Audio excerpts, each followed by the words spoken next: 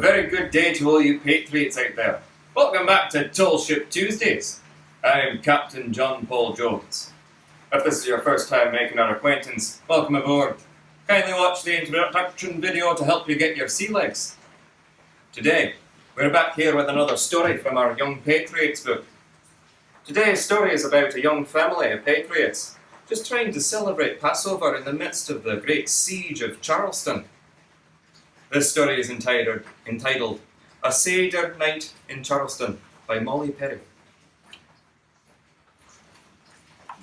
Moses Sheftel and his two younger sisters and brother huddled together in front of an upstairs bedroom window. Loud booms of British cannon fire shook the house. In the distance, the children could see the damaged warehouse by the harbour, some only skeletons silhouetted against the afternoon sky. It was April 20th, 1780, and the British siege of Charleston had been going on for weeks. It was also the first night of Passover. "Children, come downstairs now," Mama called. "I need your helping hands." The children ran noisily down the wooden steps to see Mama lifting a lace cloth high into the air over the table as she began to prepare for the Seder meal that night. Passover was Moses' favourite holiday because it was the joyous retelling of the Jewish escape from Egypt and because it included a delicious dinner. He tried to feel his usual excitement and block out any thoughts of what had happened the day before. A British cannonball fired from a ship in the harbour and exploded in the street. Mrs. Meyer's daughter Rachel and her nurse were killed walking to market. Mama carefully smoothed out the tablecloth and lifted her chin with determination.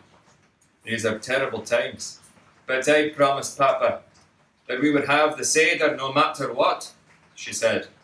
"We'll join together with our neighbour Sarah and her little Anna." "What about Daniel?" Moses asked. "Won't he be coming?" Daniel, Anna's big brother, was 12. When Moses' older brother had gone with Papa to fight the British, Daniel had become Moses' big brother too. "Daniel is working at the hospital," Mama answered. "With so many wounded, they need all the help they can get." Sarah said she would try to come. Moses thought of other years when his family observed Passover in their home in our beautiful savannah, as Mama said. He remembered the dining room table, its polished surface set with a hand-painted blue china, silverware, glass Seder plate, and silver wine cups, with a special large cup for the prophet Elijah. Now Moses watched Mama place tin plates and mugs on the table, the only tableware they had.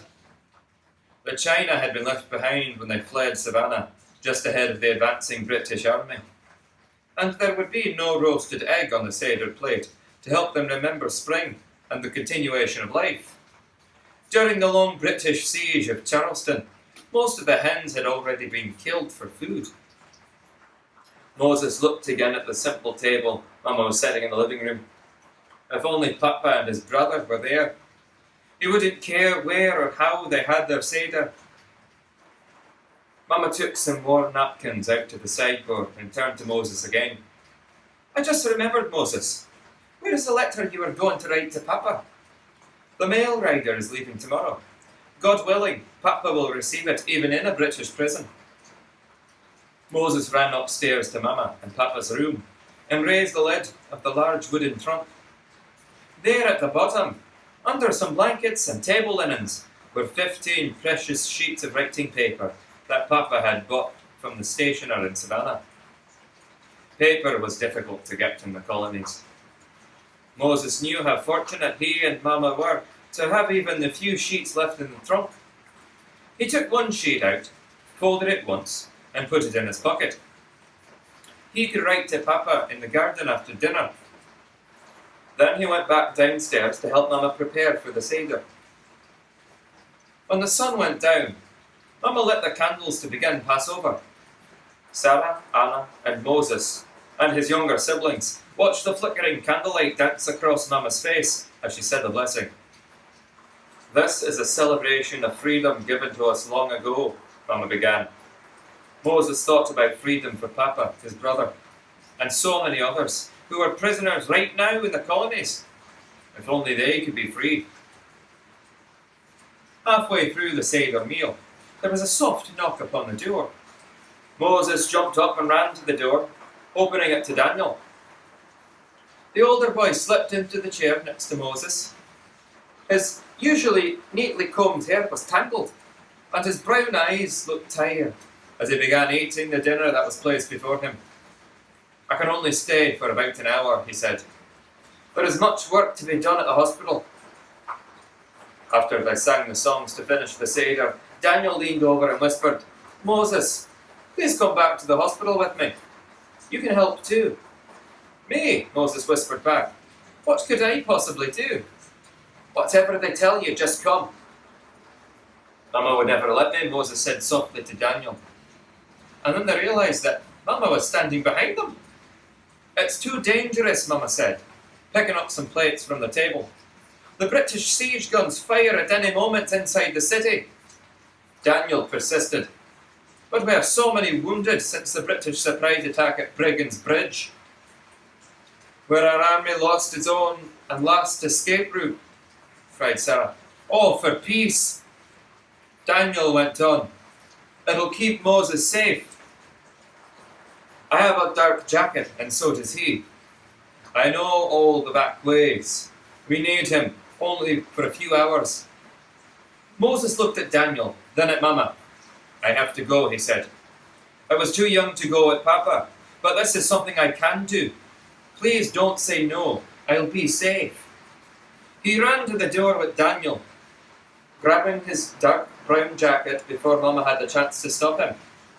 As promised, Daniel got them safely to the back of the large house that served as a hospital. On an open hearth near some outbuildings, rice steamed in a huge kettle. Suddenly, Moses was afraid to go inside, but he knew that he had to follow Daniel. "Fetch me some more bandages, boy," said the small, tired-looking woman, pointing to the back room. There sat a very old lady with bright blue eyes, folding bandages from white cloths piled in a large basket. She filled Moses' arms, and he ran up the stairs. He stopped by a writing desk at the top landing and listened to the sounds of men groaning. His feet felt frozen to the floor. He knew he had to take in the bandages, but he couldn't move. After what seemed like hours, Moses felt a similar hand on his shoulder. It was Daniel. Gently, he took the bandages. "Come on, Moses, I'll walk in with you." The room was dimly lit by a few flickering candles, with 5 beds on either side. In each bed lay a wounded soldier. 2 women walked around, quietly taking care of them. Moses looked around. He wanted to run from the suffering. He wanted to run until he got to safety of home with Mama. "Hey boy, come here," said one of the soldiers in a low, hoarse tone. Moses looked around and realised that Daniel was gone, and the soldier was speaking to him. He hesitated. "I'll talk to him for a minute," he said to himself, "and then run straight home." Moses took 3 slow steps toward the bed. Bloodied bandages covered the man's right eye and bound his right arm to his body. He reached out with his left arm and took Moses' hand. Moses swallowed hard, resisting the desire to pull his hand free. "You look like my boy William," the man said. "What's your name?" "Moses Sheftel, sir." His mouth was dry like dusty cotton. "My name is Andrew Thompson, Corporal Andrew Thompson. Now sit with me a while, would you, Moses?" Moses sat down, turning his eyes away from the bandages and looking longingly at the door. Corporal Thompson began to talk to Moses like a lost-long friend. He told Moses about his farm, a few miles south of Charleston, about how his wife liked to sing while she worked in the kitchen and when she put the children to bed. The more Moses listened to Corporal Thompson, the more the soldier reminded him of Papa. Moses knew how sad Corporal Thompson was because he missed Papa and his brother just as much. The soldier smiled, still holding Moses' hand. But now, somehow, Moses didn't mind. I wish I could tell my family where I am, and not to worry about me. Corporal Thompson said more to himself than to Moses. But Moses heard, and he had an idea. He pulled free of the corporal's hand. "I'll be right back," he said. He hurried to the landing, where he took out a small glass inkwell and a quill pen from his writing desk. Carefully, he drew the sheet of paper from his pocket. He had more paper at home to write to Papa. This time, he did not freeze before entering the room. He walked straight over to Corporal Thompson. "Sir," Moses whispered. "Good to see you again, boy." The soldier winced in pain as he tried to move his head.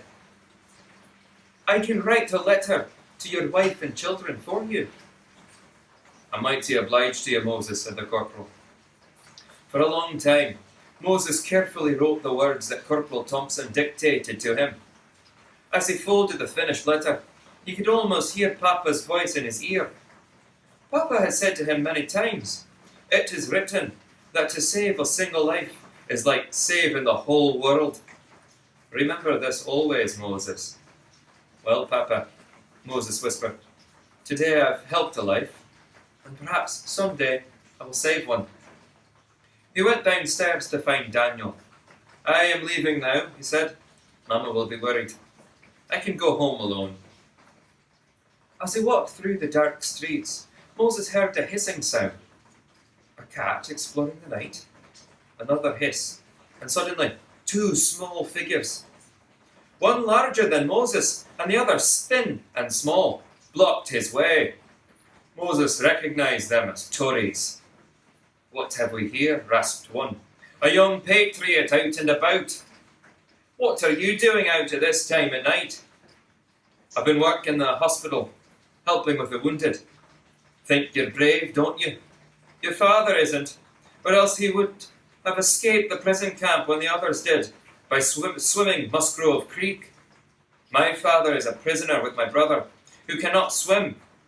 Father would never leave him behind." The 2 boys drew closer.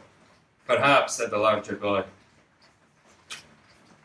"we should find out if our patriot friend here can swim.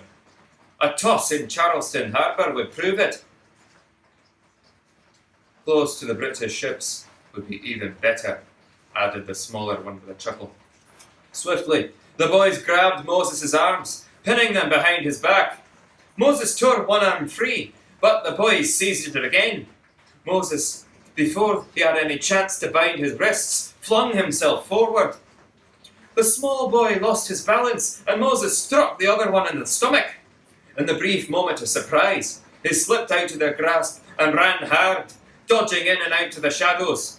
Moses raced down Church Street, past the bookbinder's shop and the assembly hall, where he had often heard the rising and falling voices of slave auctioneers. Flowering jasmine from the garden of the Turry family that had fled to England filled the air with a sickening sweetness. Moses felt cold. The bells of St. Michael's Church tolled 10. Finally reaching home, he paused by the gate and listened for footsteps. None came. Then he went inside the house, leaning against the parlour door to catch his breath. He could hear his mother's voice coming from Sarah's house next door. He would never tell her what had happened, for he wanted more than anything to return to the hospital. But next time, he would take a safer and faster route home. Upstairs, Moses lit a candle. Carefully, he took another sheet of paper from the trunk. He began to write, "Dear Papa, this Seder night was truly different from all the others, and an important one for me." Well, a very, very interesting story we have here. Perhaps you, just like Moses, will find a time in your life when you'll be confronted with an uncomfortable situation that may bring comfort to somebody else who may need it a bit more than yourself. Well, I'll leave you with that thought. I thank you very much for your time, and I'll bid you a good day.